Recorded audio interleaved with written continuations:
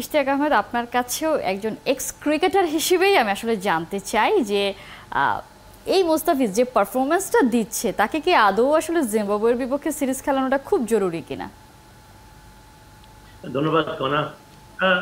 আমাদের কিন্তু এমনিতে ফাস্ট বোলিং এর একটা যে বাঞ্চ অফ ফাস্ট বোলার যারা আছে, শরীফুল, তাসকিন, হাসান মাহমুদ, তানজিম সাকিব, সুতরাং উই হ্যাভ, আমাদের অত চিন্তা করার কোনো কারণ নাই মুস্তাফিজকে নিয়ে। মুস্তাফিজ কিন্তু ৩-৪ বছর আগে মুস্তাফিজ যখন শুরু করেছিল সে মুস্তাফিজ আর এখনকার মুস্তাফিজ কিন্তু সেম না।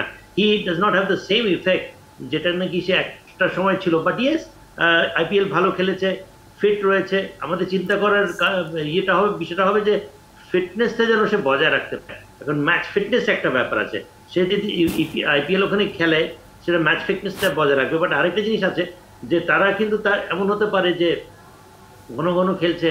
এখন চেন্নাই সুপার কিংস তো বাংলাদেশ টিম যেভাবে কিংবা আমাদের এখানে যেভাবে তাকে মেনটেন করা হয়, কনজার্ভ করা হয়, প্রিজার্ভ করা হয় কিংবা তারপরে রক্ষা করা হয়, সেটা ততটুকু হতে পারে তাদের অতটুকু গরজ নাই যতটুকু না বিসিবির একটা স্বার্থ কিংবা গরজ আছে।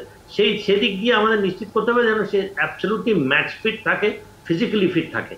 তার খেলতে আমি মনে করেন আমি অ্যাকচুয়ালি অসুবিধা দেখছি না। জিম্বাবুয়ের সিরিজে অন্যান্যরা যারা আছে তারা খেলুক। আমার মনে হয় জিম্বাবুয়ে এমন কোনো প্রতিপক্ষ দল না, আমি খাটো করে দেখছি না। বাট সেটাও কি দেশের মাটিতে খেলা হচ্ছে। I think you can go slow on Mustafiz.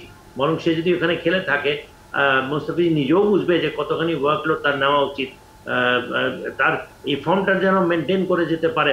I think আমার মুস্তাফিজের উপরে এখন বিসিবি খুব বেশি অতিরিক্ত আমি হওয়ার কোনো আমি কারণ দেখছি না।